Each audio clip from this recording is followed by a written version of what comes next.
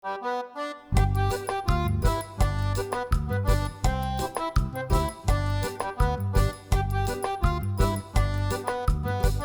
nosso Deus, Pai, te agradecemos por esse momento, por estarmos aqui, Deus. Agradecemos pela vida de cada um que tem chegado, que possam ser momentos de grande aprendizado e crescimento no Senhor. Obrigado pelos recursos que o Senhor tem disponibilizado. Nos ajude a continuar abençoando outras pessoas, seja através da produção desse material, ou mesmo com nossas atitudes individuais, Senhor, ajudando os que precisam. E abençoe a apresentação do Evan, que teu nome possa ser glorificado. Em nome de Jesus, amém. Amém. Então, eu vou começar. Chegou, ou quem já está aqui que desativa o microfone, porque vai ficar mais fácil para me ouvir. E enquanto eu estiver apresentando, vocês podem ir deixando perguntas. Se eu sentir que dá para responder no meio da apresentação, eu respondo. Se não, a gente tenta responder no final dela, ok? Você coloca aí no chat e coloca as perguntas e eu tento responder. Ou então, no final, você faz a pergunta pessoalmente mesmo. Mas a apresentação vai continuar de onde eu deixei na live. E essa apresentação eu já fiz no Grace há, não sei, 3 anos atrás, se eu não me engano, foi em 2017. E era uma série de estudos, porque podemos confiar na Bíblia, e a gente tratava de vários assuntos, e um deles era sobre o cânon, sobre a lista de livros do Novo Testamento. E a minha apresentação era dividida nessas partes aí, que fala das origens do cânon, por que a igreja primitiva teria desenvolvido um cânon das escrituras, que foi o que eu falei na live, já dei as 3 justificativas. Tinha a natureza escatológica da crença cristã, ou seja, a história de Israel não estava terminada, precisava de uma conclusão, e se precisava de uma conclusão, precisava de escrituras. Também tinha a noção de que o que Cristo estava estabelecendo era uma nova aliança, e como nos povos antigos toda aliança estava conectada a escrituras, novamente seriam necessárias escrituras.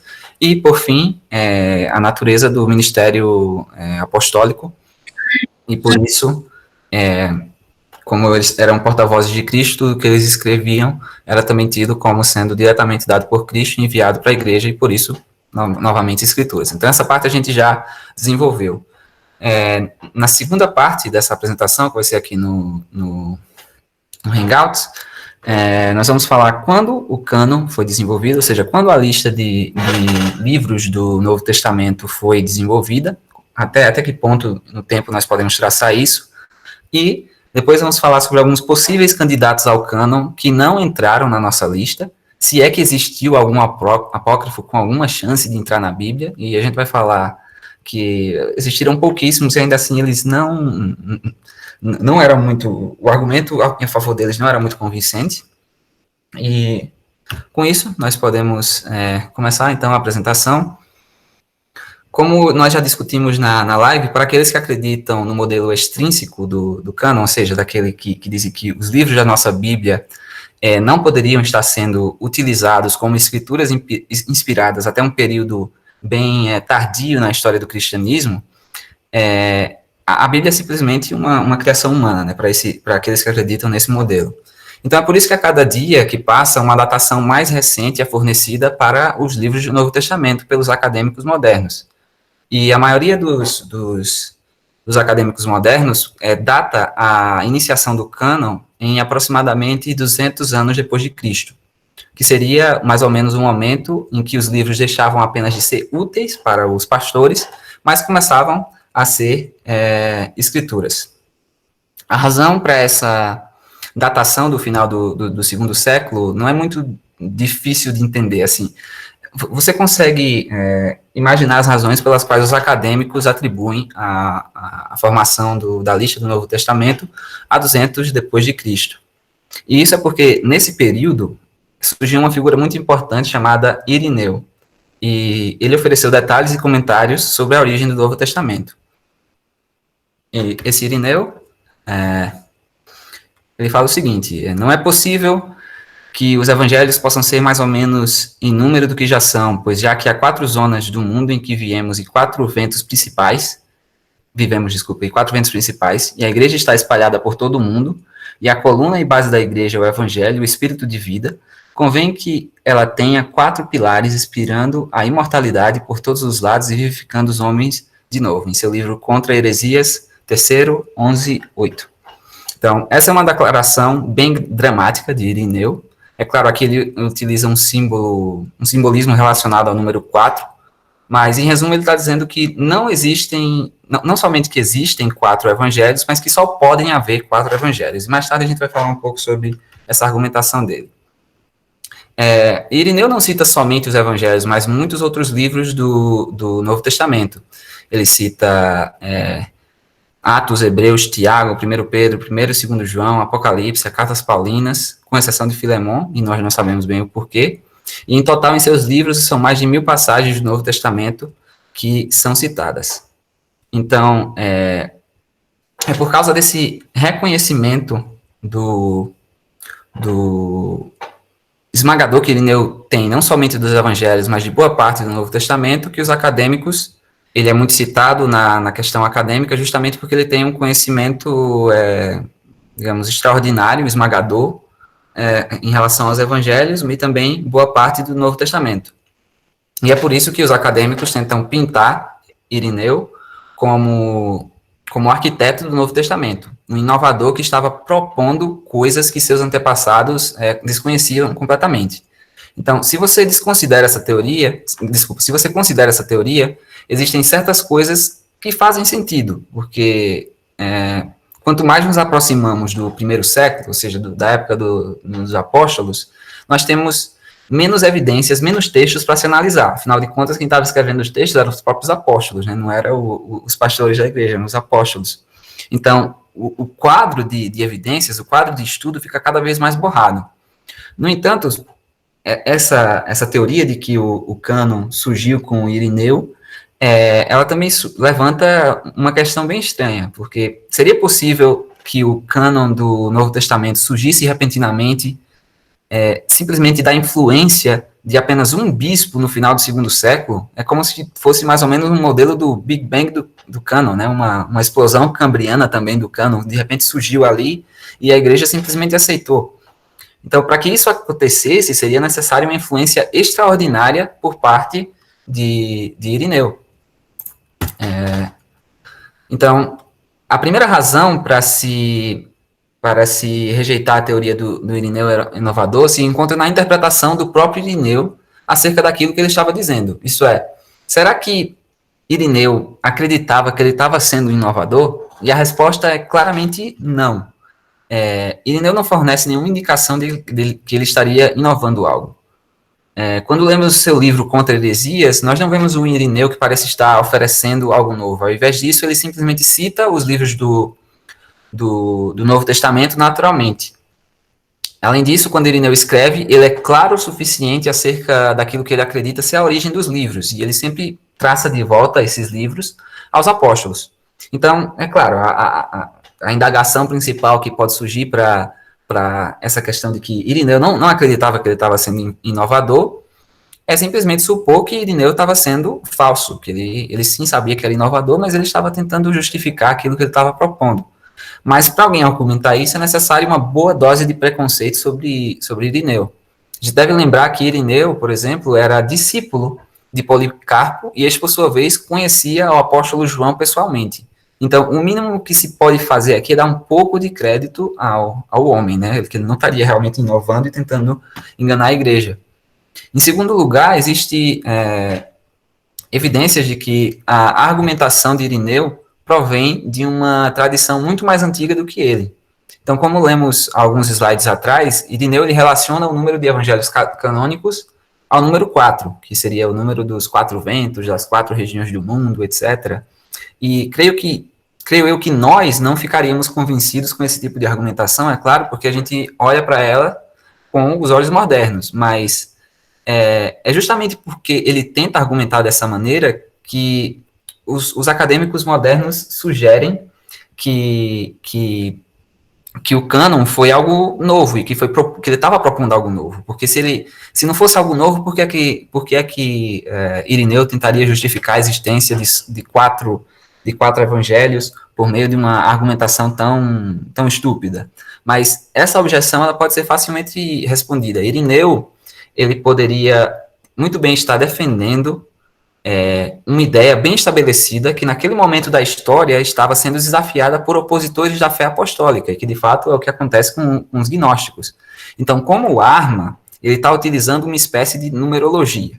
Então, ele utiliza o significado tão disseminado do número 4, que é o de completude, ou seja, daquilo que é completo, para justificar o porquê Deus só escreveria 4 evangelhos. Ou seja, porque eles, de certa forma, contariam tudo que era necessário, uma noção de completude.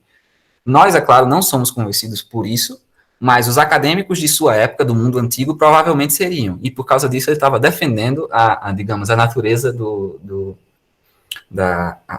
digamos, os limites do Novo Testamento com base nisso. Mas, é claro, ele estava tentando usar esse tipo de argumento como uma arma apologética, não quer dizer que ele estava sendo inovador. Em terceiro lugar, nós temos que nos perguntar se Irineu estava sozinho nessa visão.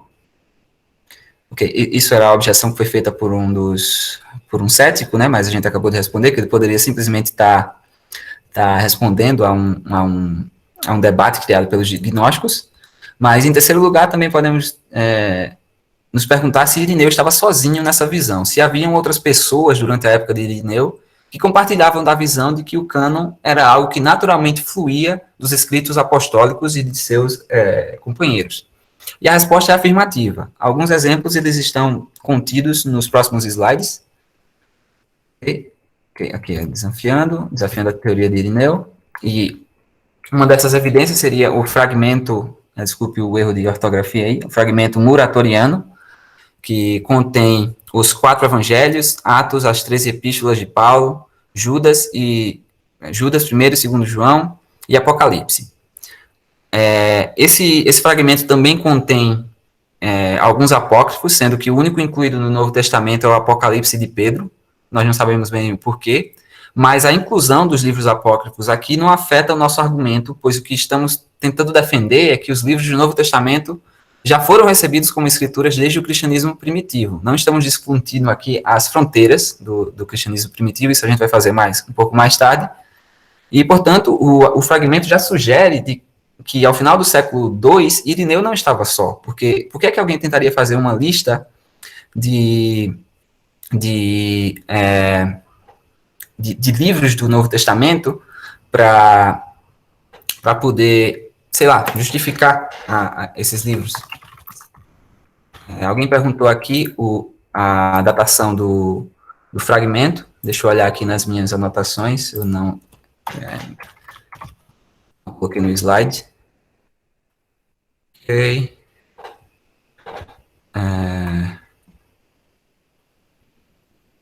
Em torno do ano 170, mais ou menos. É o que se diz, um pouco antes do Irineu. Então, isso já mostra que ele não estaria sozinho ali. Ok? Uma outra evidência seria Teófilo de Antioquia, desculpe. Esse indivíduo, ele não é muito mencionado porque a única obra dele que sobreviveu foi Autólico, e é um tratado de apologética, onde ele tenta convencer a Autólico que os livros do Novo Testamento têm a mesma natureza dos livros do Antigo Testamento. Então, aqui ele fala, uma das citações desse livro, dessa obra dele, fala: concernente à justiça que a lei ordenou, elocuções confirmatórias são encontradas tanto nos profetas quanto nos evangelhos, pois todos eles falaram inspirados pelo único Espírito de Deus. Então, Teófilo coloca os evangelhos e os profetas no mesmo nível do Antigo Testamento, como sendo inspirados por Deus. O que sugere que Teófilo não estava sozinho. Alguém pode perguntar quais evangelhos Teófilo tinha em mente, e é possível inferir que ele tinha em mente pelo menos Mateus, Lucas e João, porque ele os cita diretamente. Ele não cita Marcos, e nós não sabemos bem o porquê, mas Jerônimo, um escritor posterior, relata que Teófilo possuía uma harmonização entre os 4 evangelhos canônicos. Então, se ele possuía uma harmonização, provavelmente ele reconhecia já Marcos também como canônico. E, além disso, Teófilo também tinha acesso às cartas de Paulo. Outra evidência seria dada por Clemente de Alexandria, que ele reconhece as 3 epístolas de Paulo, Hebreus, Atos, 1 Pedro, 1 e 2 João, Judas e Apocalipse, e menciona os 4 evangelhos como os únicos recebidos pela igreja. Isso soa muito como Irineu, né? E, adicionalmente, temos que considerar também o Diatessarão de Taciano, que é uma harmonização dos 4 evangelhos, produzida por Taciano, mais ou menos no ano de 170 depois de Cristo, e não apenas nos diz que esses 4 evangelhos eram usados e conhecidos, mas também nos diz que eles eram vistos como possuindo autoridade suficiente para que houvesse uma harmonização entre eles, porque, é claro, quem é que tentaria harmonizar 4 livros diferentes se eles não acreditassem que eles possuíam autoridade? Se eles não fossem inspirados, se esses 4 livros não fossem inspirados, não faria diferença alguma se eles entrassem em contradição.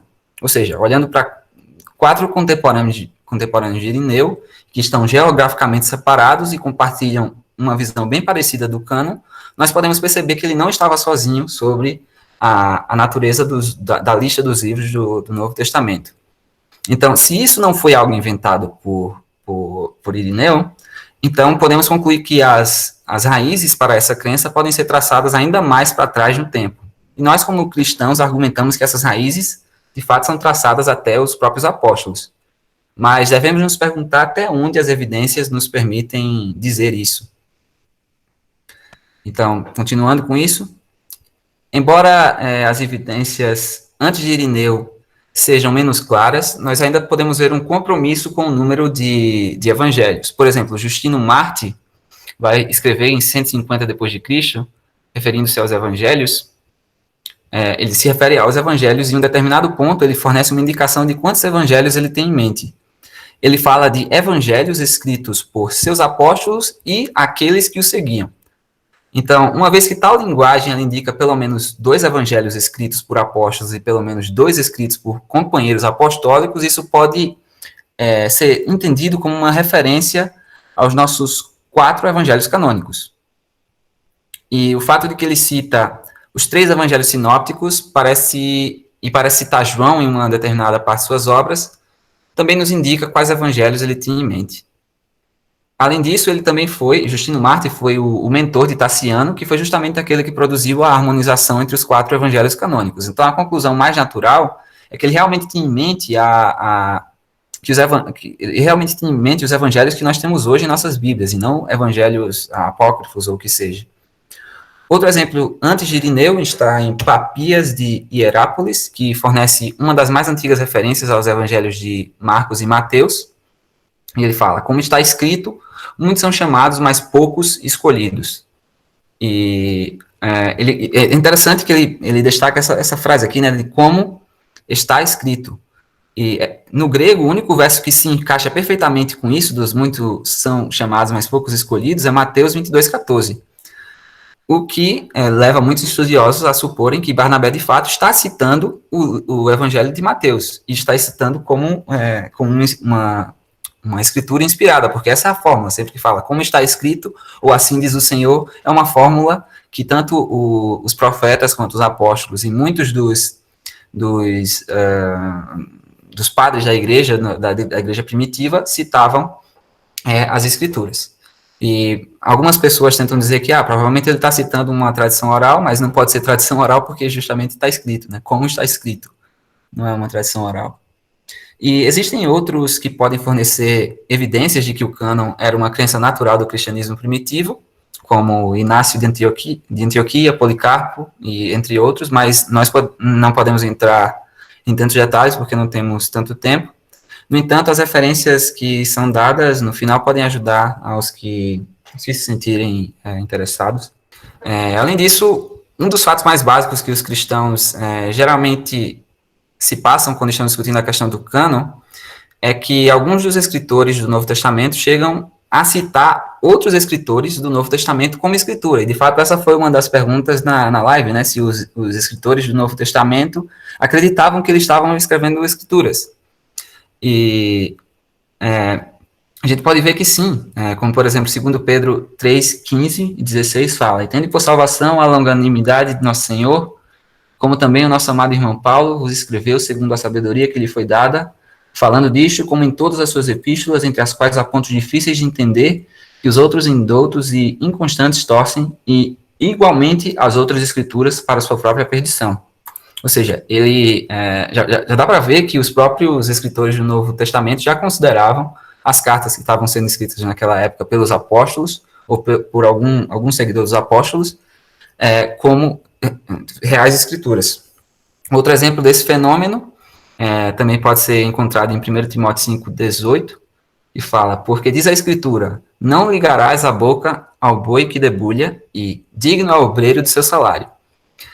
Enquanto a primeira citação ela vem de Deuteronômio 25:4, a última citação ela é uma correspondência exata a Lucas 10:7. Ou seja, aqui está citando como escritura tanto os evangelhos, veja, Mateus está citando diretamente, Lucas está citando diretamente de Lucas, digno ao obreiro de seu salário, e está citando o Antigo Testamento como tendo o mesmo nível de escritura, o mesmo nível de inspiração.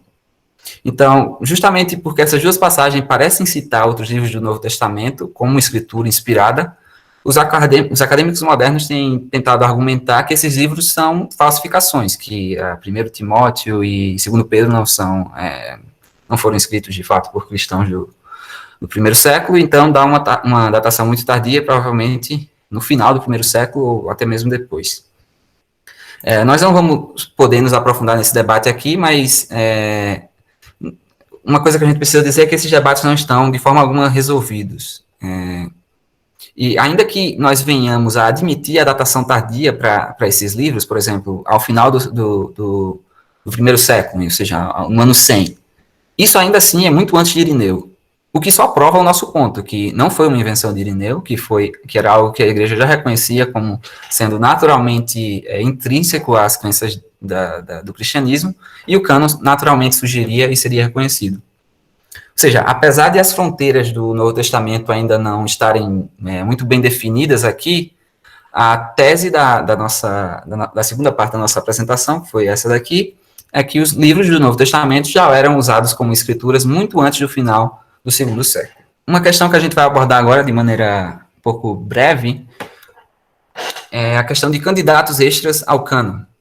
Se os livros do Novo Testamento de fato já eram recebidos como escritura, então como é que a gente iria definir mais ou menos as fronteiras desse cânon? E para abordar essa questão de um ponto de vista puramente histórico, além dos livros que nós temos hoje no nosso Novo Testamento, só houveram apenas outros 2 livros que tiveram alguma chance de entrar no Novo Testamento, e o primeiro deles foi O Pastor de Hermas. Esse livro ele não é um evangelho, mas é sim um livro apocalíptico. Ele fala sobre uma revelação, sobre várias revelações, na verdade, que são dadas por um anjo, algumas vezes vestido de pastor, a um cristão do segundo século que se chama Hermas. Então, esse livro já foi escrito na metade do segundo século, e todo mundo tinha conhecimento disso. Não foi um livro escrito por um apóstolo, nem por um companheiro de um apóstolo. Ele não foi escrito de uma maneira que você, quando você o lesse, você pudesse perceber que ele tinha sido derivado de alguma tradição apostólica. E é interessante notar que em nossa lista canônica mais antiga, como, por exemplo, o Fragmento Muratoriano, que eu falei, ele já rejeita esse livro, ele não considera. E a razão para isso é bem clara. Lá se argumenta que esse livro havia sido escrito muito recentemente, e nas palavras do próprio Fragmento, em nosso próprio tempo. Então, isso demonstra que até mesmo no segundo século, as produções mais recentes, os livros mais recentes, sequer entravam na disputa pela canonicidade. Mas, apesar disso, apesar dele ser recente, ele era um livro bem popular, e os escritores, os pais da igreja do segundo século, o citavam frequentemente. Alguns deles até parecem citá-lo como, de fato, sendo escrituras. E Irineu chega a chamar esse livro de graphe, que é a palavra grega utilizada para escrituras, e a gente não sabe bem o porquê. Talvez Irineu realmente cria que o Pastor de Hermas era um livro inspirado, mas, apesar disso, ele só chama esse livro de graphe uma vez, e em todos os seus outros livros ele não o cita. Então, alguns acadêmicos dizem que talvez o que Irineu estava tentando dizer é que ele era simplesmente um escrito normal. e que também é uma possível tradução, mas, no entanto, a gente nunca vai saber qual era realmente a posição de Irineu.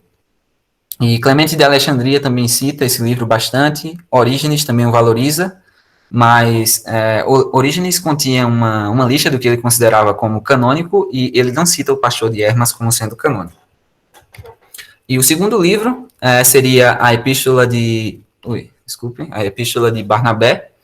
Era basicamente um tratado teológico do começo do segundo século, que tinha sido escrito na forma de uma carta. Ela falava sobre o entendimento dos judeus e dos cristãos acerca do Antigo Testamento, e a única razão pela qual houve alguma dúvida se esse livro pertencia ao Novo Testamento era porque eles atribuíam a autoria desse livro a Barnabé, o companheiro de Paulo.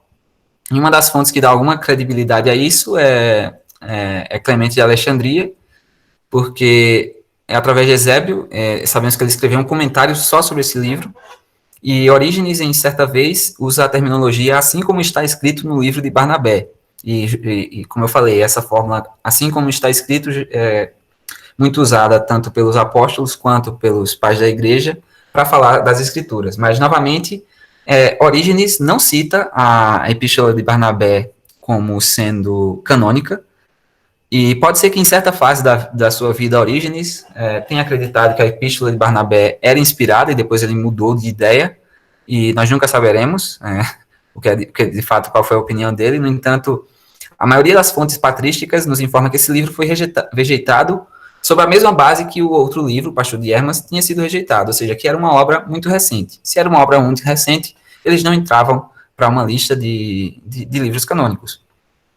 Então, nesse ponto, alguém pode se perguntar, só foram esses 2 livros que tiveram a maior chance de entrar no Novo Testamento e que não entraram justamente porque eram muito recentes? E quanto aos evangelhos gnósticos que tanto falam na TV, nos documentários, no History Channel, eles nunca tiveram chance? E a resposta é não.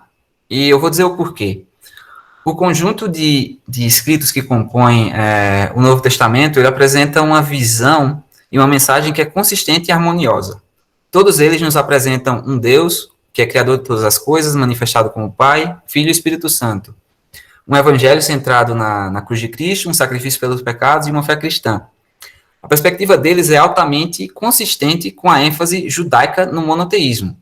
Nada nos escritos do Novo Testamento sugere qualquer quebra na adoração do único Deus que se revelou a Abraão, a Isaac e a Jacó. Ou seja, enquanto que a literatura que foi surgida após a era apostólica causou um pequeno debate, ainda causou um pequeno debate entre os pais da igreja, justamente porque ela tinha sido escrita a partir de uma cosmovisão que era mais ou menos similar, como é o caso da Epístola de Barnabé e o Pastor de Hermas, porque eles compartilhavam de uma cosmovisão judaico-cristã, então por isso que eles entraram no debate.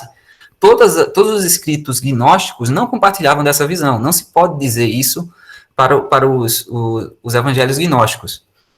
E o gnosticismo, fundamentos do gnosticismo. O gnosticismo lançava todos os fundamentos judaicos cristãos pela janela, porque eles afirmavam que o Deus verdadeiro não é o criador da realidade física. Por quê?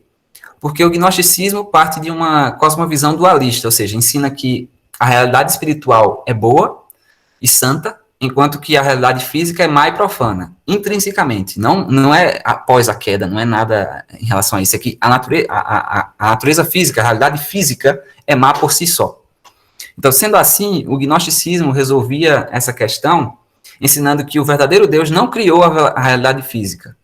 Quando se tratava da criação, o gnosticismo apresentava o conceito de emanações, ou seja, haviam vários éons que partiam do verdadeiro Deus, e à medida que você ia seguindo uma série de emanações, elas estariam cada vez mais um pouquinho distante do Deus ideal e um pouquinho mais impuros, um pouquinho menos espirituais. Então, finalmente, quando você chegava no final dessa série, você ainda ia ter um ser com poderes divinos, mas muito removido do Deus original, e que seria chamado de demiurgo. De tal forma que esse ser, sim, se sentiria disposto a criar um mundo físico.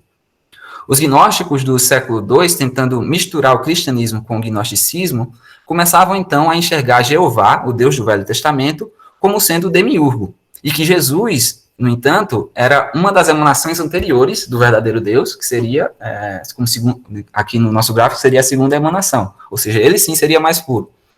Então, como consequência, eles insistiam que o Antigo Testamento não poderia ter sido inspirado, uma vez que fala da criação física e limitava aquilo que eles poderiam aceitar do Novo Testamento. Então, por exemplo, muitas das coisas da ressurreição física, que Jesus realmente tinha um corpo, que ele se encarnou, que ele ressuscitou com um corpo e que vai viver eternamente com um corpo, não podia caber na cabeça dos gnósticos, e eles rejeitavam isso e criavam seus próprios evangelhos, que fugiam totalmente da cosmovisão judaico-cristã, de um único Deus que cria tudo, inclusive a realidade física. E, de fato, é por causa disso que João vai escrever suas cartas em resposta a essas heresias. E talvez a maneira mais fácil de demonstrar que a incompatibilidade desses livros com a cosmovisão judaico-cristã é deixar que eles falem por si mesmos. Por exemplo, aqui a gente tem no Evangelho de Tomé, Jesus disse: se vos disserem de onde viestes, diz eles: viemos da luz, o lugar onde a luz nasceu, de modo próprio, se estabeleceu e se manifestou através de sua imagem. Se vos disserem isso sois vós, dizei: nós somos seus filhos e somos os escolhidos pelo Pai vivo. Se vos perguntarem qual é o sinal do vosso Pai em vós, dizei-lhes movimento e repouso. É tipo uma tentativa de estabelecer um misticismo aí com o Evangelho. Talvez uma que fique mais clara é o Evangelho de Tomé, 77, fala: Jesus disse: sou eu que sou a luz que está acima de todos eles. Sou eu que sou o todo. De mim saiu o todo e até mim chegou o todo. Rachai um pedaço de madeira e eu estou lá. Levantai a pedra e aí me encontrareis. Seria uma espécie de panteísmo, né, onde Deus está em tudo, mas que ele não digamos, que ele é tudo, não que ele é o criador de tudo. Então, é uma mistura muito grande de cosmovisões, e por isso os evangelhos gnósticos sequer entravam no debate da igreja cristã, da igreja verdadeira, de quais livros pertenceriam ao cânon do Novo Testamento. Então, tem outros versos aqui, que fala que Simão Pedro era meio machista, falava aí que todas as mulheres não merecem a vida, e Jesus disse que eu mesmo a irei dirigir a fim de a fazer macho, para que também se torne um espírito vivo semelhante a vós, machos, pois todas as mulheres que a si mesmas se fizerem machos entrarão no reino dos céus. E a gente vê que é uma ação completamente distinta do papel do homem, da mulher, né? Coloca a mulher realmente como inferior e tenta fazer da mulher macho. Bom, tem vários outros versos aqui que talvez a gente possa discutir depois, mas por enquanto, aqui tem também um verso onde se fala de Jesus em sua infância, onde ele tem um professor que fica repreendendo ele, daí ele amaldiçoa o professor morre, e daí todo mundo fica com medo, não deixe ir para fora, porque aqueles que o aborrecem acabam mortos. Isso Jesus quando criança. E, bom, basicamente aqui a gente termina, mas o resumo da apresentação é basicamente isso, que as crenças do cristianismo já deixavam naturalmente implícita a noção de um cânon, de uma lista do Novo Testamento, livros do Novo Testamento, e isso pode também ser traçado até a época dos apóstolos. Não foi algo criado pelos pais da igreja no segundo século, pode ser traçado antes. De fato, como cristãos, nós acreditamos isso. E os livros que tiveram a maior chance de entrar no cânon foram livros que, pelo menos, compartilhavam a cosmovisão judaico-cristã, mas, por serem muito recentes, foram ignorados. Então, os gnósticos, os evangelhos gnósticos, que são os que causam o maior fuzuê nas mídias sociais e nas matérias de revista, não tiveram nenhuma chance de entrar na lista de livros do Novo Testamento. Obrigado, Evan, por apresentar, nos ceder um pouco do seu tempo. Nada. Prazer é meu. Eu vou orar. Senhor, nosso Deus, Pai, te agradecemos por tudo que foi mostrado aqui, Deus, pela vida do Evan. da sua esposa, também de cada um que pode comparecer, Deus, continue abençoando a vida de cada um.